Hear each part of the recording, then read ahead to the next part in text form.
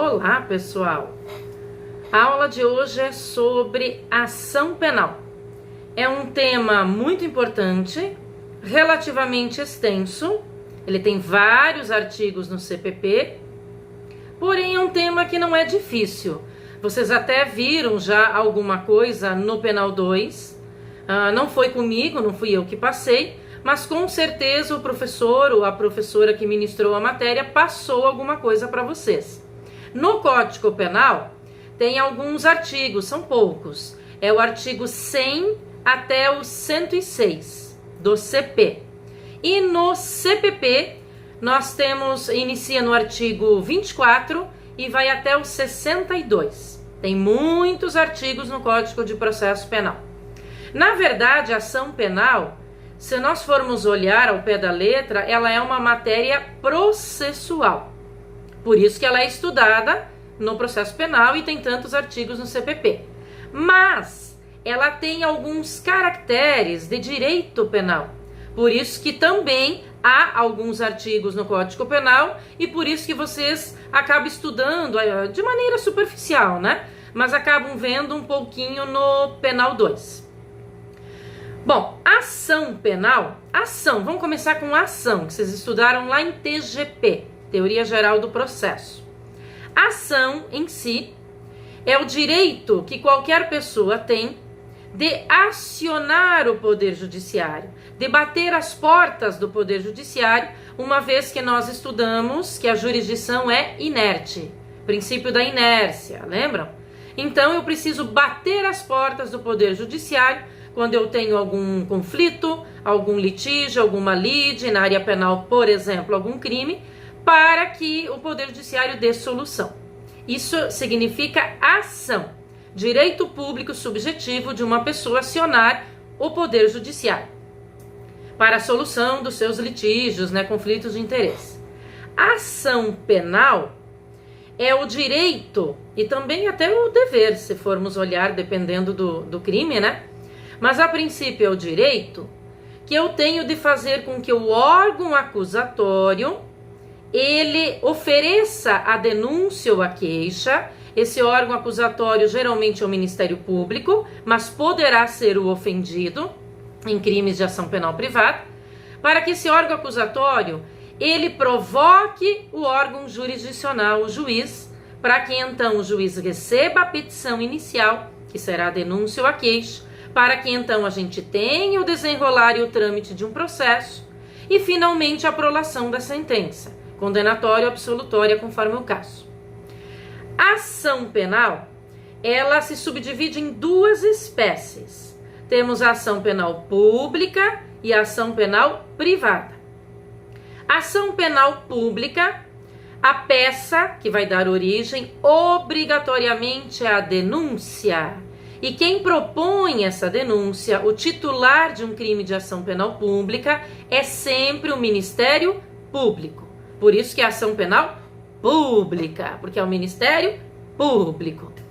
Já crimes de ação penal privada, sempre a peça que vai dar início é a queixa-crime.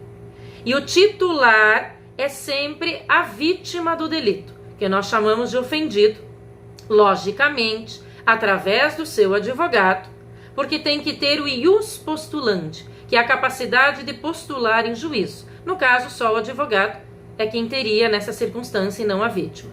Mas, na verdade, a queixa-crime é peça da vítima, do ofendido. Pois bem, não existe denúncia ou queixa na delegacia. Eu sempre falo isso desde o Penal 1. Ninguém vai na delegacia dar queixa ou fazer denúncia contra uma pessoa. Queixa e denúncia são peças processuais. Vocês vão na delegacia comunicar o crime, fazer a notícia criminis. A ação penal pública, ela se subdivide em duas espécies. A ação penal pública incondicionada, famosa PPI, e a ação penal pública condicionada, a PPC. A regra geral é que a maioria dos crimes, 90%, eles são a PPI, ação penal pública incondicionada. Como que vocês vão saber? No silêncio da lei. Ou seja, se no artigo não falar nada de ação penal, é porque é a regra geral, a PPI. Quando for ação penal pública condicionada, vai estar escrito assim, tem que estar escrito de maneira expressa. Somente se procede mediante representação do ofendido, ou somente se procede mediante requisição do ministro da Justiça. Do mesmo modo, se for um crime de ação penal privada, vai ter a seguinte frase: somente se procede mediante queixa-crime. Quando não falar nada, no silêncio da lei vigora a regra geral, aquele crime é a PPI. Ação penal pública incondicionada, o nome já diz, não é necessário nenhuma condição para que o Ministério Público ofereça a denúncia. Ele não precisa da manifestação de vontade de quem quer que seja, nem mesmo da vítima. Talvez a vítima, vamos pegar a vítima de um furto, de um roubo, que é a PPI, talvez ela não queira processar o criminoso. Ficou com dó porque ele é uma pessoa pobre, ou talvez ela conhece ele e não quer entrar com o processo. Não tem a vítima querer ou não querer algo. Quem manda o dominus litis, aquele que domina o litígio em crimes de ação penal pública, é o Ministério Público. E ele não precisa de nenhuma condição para agir. Ele age de ofício. Aliás, ele não só pode, como ele deve oferecer denúncia sob pena de responder criminalmente. Em decorrência do princípio da obrigatoriedade. Esse princípio, inclusive, ele está presente desde a fase do inquérito. Nós vimos lá o inquérito. Em sendo um crime de APPI, não é que o delegado pode, ele deve começar as investigações, abrir o inquérito e fazer o papel dele. Terminou, manda lá o inquérito lá para o fórum, não é que o promotor deve, pode, ele deve oferecer denúncia e fazer o papel dele, tá? Princípio da obrigatoriedade. Então, um crime de APPI, ação penal pública incondicionada, que é a maioria dos crimes, nós não precisamos de nenhuma condição. Já um crime de ação penal pública condicionada, segunda modalidade de ação penal pública, a condicionada. Nesse caso, para o promotor agir, para ele oferecer denúncia, ele precisa de uma condição. Sem essa condição, ele não age. Então, ele não pode agir de ofício, de livre e espontânea vontade. A condição são duas condições. Ou é a representação do ofendido, que na prática é o mais comum, ou é a requisição do ministro da Justiça. A requisição do ministro da Justiça, ela ocorre em pouquíssimos crimes. Crimes praticados por estrangeiro contra brasileiro fora do Brasil, que é o artigo 7º, parágrafo 3º do Código Penal, que nós estudamos no Penal 1, extraterritorialidade da lei penal, e crimes praticados contra a honra do presidente da República ou contra a honra de outro chefe de Estado, de governo estrangeiro. No caso, está no artigo 141 do Código Penal, combinado com o 145 do Código Penal, que são os artigos relacionados à ação penal. Somente esses crimes precisam de requisição do ministro da Justiça. Requisição é como se fosse uma ordem, né? No caso, a competência será federal. Então, desde o delegado federal, a Polícia Federal, para agir, não é de ofício, precisa da requisição do ministro da Justiça. E para o Ministério Público Federal, é o Procurador de Justiça agir, também não é de ofício, precisa da requisição do ministro da Justiça. Sem essa condição, não se faz nada. A requisição, ela não tem prazo para ser ofertada. Enquanto não prescrever o crime ou enquanto não ocorrer alguma outra causa extintiva de punibilidade, é possível haver a requisição. Representação do ofendido é a condição mais comum no dia a dia. Tem vários crimes de APPC, como eu falei, vai estar escrito somente se procede mediante representação do ofendido. Se o ofendido for incapaz, porque é um doente mental, uma criança, né, um menor, aí quem vai representar será o representante legal dele. Por exemplo, o pai ou a mãe. Essa representação, ela pode ser feita diretamente ao delegado, na prática é o que ocorre, pode ser feita diretamente ao promotor, ao MP, ou diretamente ao juiz. Pode ser feito oralmente, na prática é o mais comum, ou por escrito. Se feito oralmente, claro que será reduzida a termo, né? Será transcrita. E aí eles pegam a assinatura da vítima dizendo que está representando. A representação, ela tem prazo de 6 meses para ser ofertada. Esse prazo é decadencial, ele é fatal. Terminou, não tem mais o que fazer, não tem choro e nem vela. Esses 6 meses eles são contados a partir do descobrimento da autoria, quando a vítima descobre quem é o autor, o criminoso. É possível, porém, a retratação da representação. Isso está previsto no Código Penal e no Código de Processo Penal. Retratar é voltar atrás, é desdizer o que você disse, é mudar de ideia. Então pode ser que eu, vítima de um crime de APPC, eu tenha ido até a delegacia, comunicado o crime e autorizado o delegado a investigar. Representei. O delegado fez lá o seu trabalho e vamos dizer que nesse período de inquérito, enquanto ele está investigando, nós vimos que costuma às vezes o inquérito demorar muito tempo no caso de indiciado solto. E vamos dizer que nesse meio tempo eu mude de ideia e decida não mais processar o criminoso. Eu posso me retratar da representação. Posso fazer isso enquanto o Ministério Público, o promotor, não oferecer a denúncia. Depois do oferecimento da denúncia, a representação será irretratável. Aí não tem mais o que fazer. O promotor, depois que ofereceu a denúncia e o juiz a recebeu, começa o processo e não dá para parar. Toca o barco até o final, tá? Isso decorre do princípio da indisponibilidade. A ação penal pública é indisponível. O Ministério Público não pode dispor. Ele não pode desistir da ação nem do recurso que ele haja interposto. Ofereceu denúncia, o promotor recebeu, toca o processo até o final.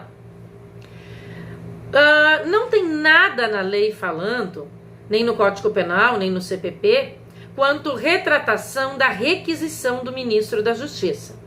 Tem doutrinadores que aceitam, porque eles falam que se cabe retratação da representação, não haveria óbice a retratação da requisição, mas a posição majoritária não aceita pelo seguinte: representação é de uma pessoa qualquer um de nós, né, que não temos muitas vezes tanto conhecimento jurídico, qualquer pessoa, né? E a requisição, ela não é de qualquer um, ela é do ministro da Justiça. Então ele tem que saber aquilo que ele está fazendo, tem que ter pulso firme. Não pode oferecer uma coisa e depois, vou mudar de ideia, vou retirar, vou me retratar. Então a posição majoritária não aceita a retratação na requisição. Exemplos de crimes de APPC, o crime de ameaça, 147 do Código Penal, que é muito comum. Um crime de lesão corporal leve. No caso, isso está previsto, não está no 129 do Código Penal, lá não fala nada. Está na Lei 9.099 de 95, que é a Lei dos Juizados Especiais Criminais, o artigo 89, que vai falar que o crime de lesão corporal leve, também lesão corporal culposa, é APPC. Um crime de injúria racial ou preconceituosa é APPC, que está no artigo 145 do Código Penal. Então tem vários crimes. Vamos ver o que mais aqui, se eu esqueci. É muita coisa para falar, né? Depois a gente vê ali. Ação penal privada. A ação penal privada, ela se subdivide em 3 modalidades. A ação penal privada exclusiva, que é a regra. A ação penal privada personalíssima e a ação penal privada subsidiária da pública. Quase todos os crimes de APP, ação penal privada, é ação penal privada exclusiva. É quando poderá interpor a queixa-crime a própria vítima, o ofendido, ou, se incapaz, o representante legal. Caso ocorra a morte do ofendido, ou ele seja declarado pelo juiz ausente, a declaração judicial de ausência, poderão oferecer queixa-crime ou prosseguir com aquela que já havia sido ofertada qualquer das pessoas que eu vou falar agora na seguinte ordem de preferência: cônjuge em primeiro lugar, ascendente, descendente ou irmão. A representação também, pessoal, tá? Se a vítima falecer ou for declarada judicialmente ausente, poderão ofertar a representação também cônjuge, ascendente, descendente ou irmão, nesta ordem sequencial de preferência. Então, um crime de ação penal privada pode entrar com a queixa-crime, através do advogado, claro, o ofendido ou, se incapaz, o representante legal. Se ele morrer ou for declarado pelo juiz ausente, qualquer das pessoas que eu acabei de mencionar antes. Já um crime de ação penal privada personalíssima, o nome já diz, persona, é só a vítima que poderá entrar com queixa-crime, ninguém mais. Se ela for incapaz, não cabe representante legal. Se ela morrer, for declarada judicialmente ausente, nenhuma das pessoas poderão entrar com a queixa ou prosseguir se a queixa já havia sido oferecida. Só tem um crime hoje no Código Penal, que é de ação penal privada personalíssima, que é o crime de induzimento a erro essencial e ocultação de impedimento matrimonial, artigo 236 do Código Penal. Só o cônjuge enganado é que poderá entrar com a queixa-crime. Nesse caso, a queixa-crime, de um modo geral, num crime de ação penal privada exclusiva, que é a regra, né? A regra em crimes de ação penal privada. É a que mais ocorre, é a exclusiva ou exclusivamente privada, como que o prazo também é, assim como o prazo da representação, de 6 meses a contar do descobrimento da autoria. Num crime de ação penal privada personalíssima, que é somente o 236 do Código Penal, o prazo é de 6 meses, mas a contar de quando sair o trânsito em julgado da sentença na área civil. Primeiro vão entrar com uma sentença no âmbito civil, anulando o matrimônio. Quando ela transitar em julgado, eu pego essa sentença e executo na área penal e processo o meu cônjuge que me enganou pelo crime do induzimento a erro essencial e ocultação de impedimento matrimonial. Então aqui o prazo é de 6 meses após o trânsito em julgado da sentença civil. E a terceira modalidade de ação penal privada é a ação penal privada subsidiária da pública. Essa aqui, ela ocorre em crimes de ação penal pública, principalmente pública incondicionada. Um furto, um roubo, um homicídio, uma receptação, uma apropriação indébita, um peculato, a maioria dos crimes são a PPI. Só que o promotor, ele tem um prazo para oferecer denúncia. Tudo na vida tem prazo, que está no artigo 46 do CPP. Ele tem o prazo de 5 dias ou 15 dias. 5 dias se o criminoso já está preso, ou 15 dias se ele está solto. Passado esse prazo, a vítima do crime, se quiser e souber, que a maioria realmente não sabe, ela poderá contratar um advogado e entrar com queixa-crime. E se chamará ação penal privada subsidiária da pública. A vítima, ela tem 6 meses também, só que agora não é do descobrimento da autoria. É 6 meses a partir de quando terminar o prazo para o MP ofertar a denúncia. Então, se ele tem 15 dias, no caso de um indiciado solto, no 16º dia, se ele não fez nada, a vítima já pode entrar, já começa a correr o prazo de 6 meses para ela entrar com a queixa-crime. Então, esse é um caso de ação penal privada subsidiária da pública. O interessante aqui no crime de ação penal privada é que vigora o princípio da disponibilidade e da conveniência.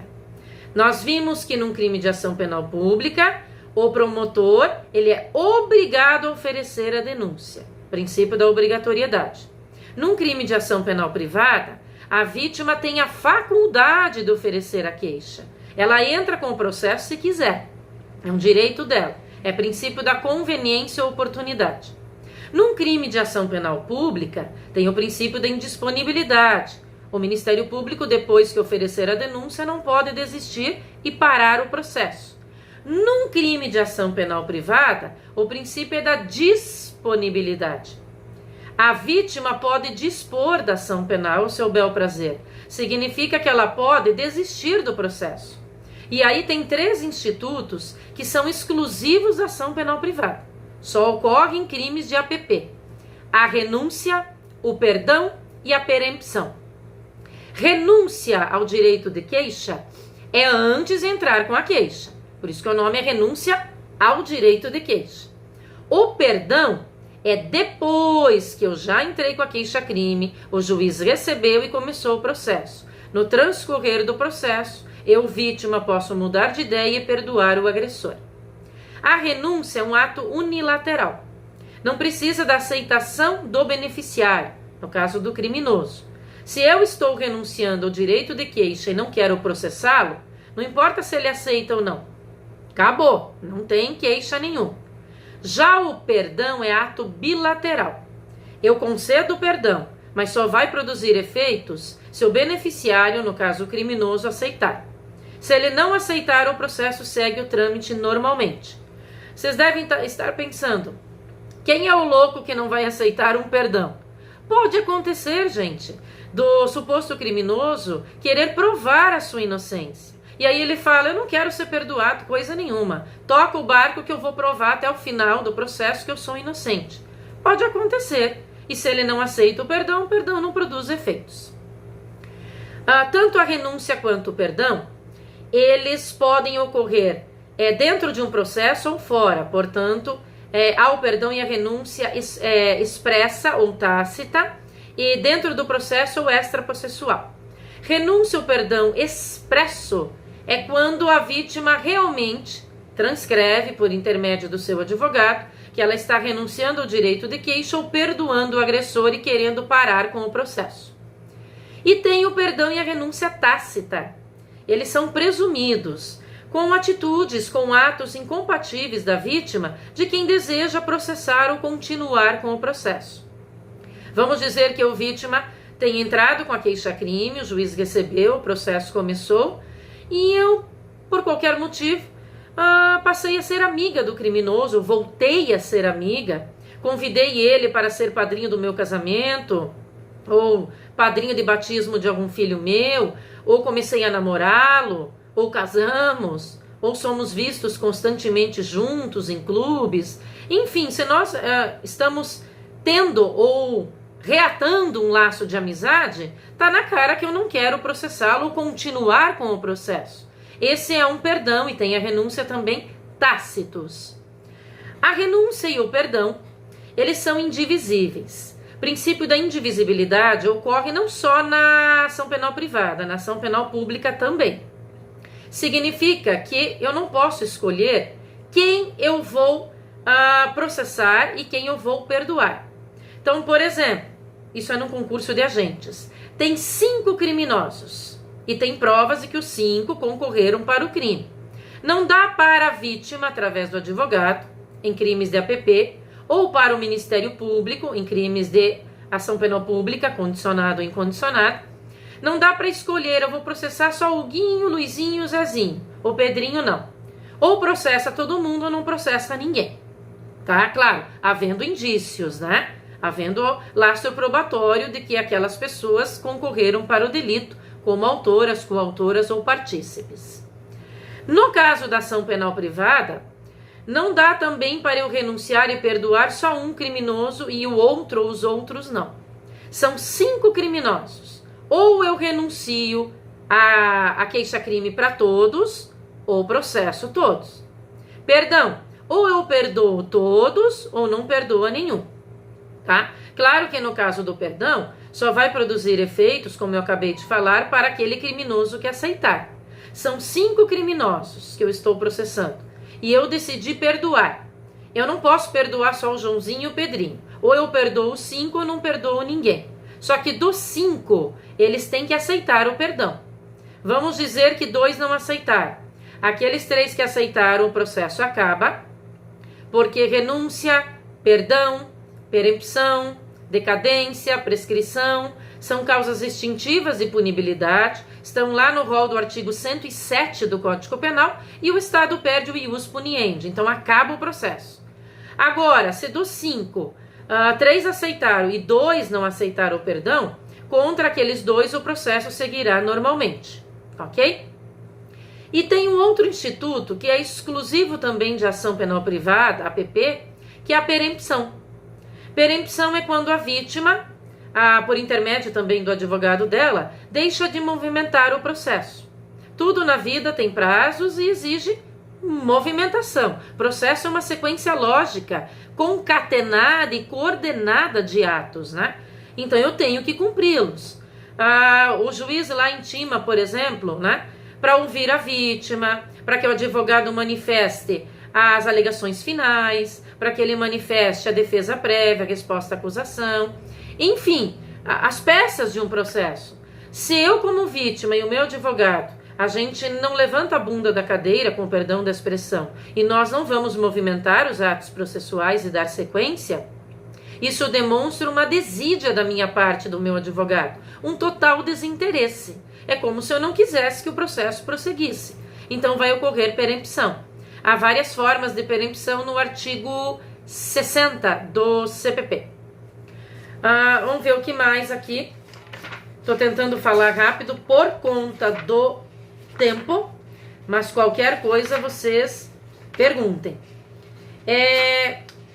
Quanto à denúncia e a queixa-crime, elas são peças processuais e elas possuem alguns requisitos que são obrigatórios. Se sendo peças processuais, elas exigem uma certa formalidade e essa formalidade tem que ser obedecida e respeitada, obviamente. Esses requisitos, eles estão no artigo 41 do CPP, tá?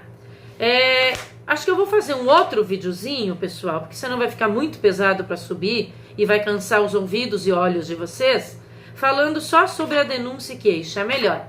Porque tem ainda a inépcia, né, da inicial, tem outras coisas para falar. E depois eu falo também sobre as alterações produzidas nos artigos 28 e a introdução do 28A no CPP. Até lá!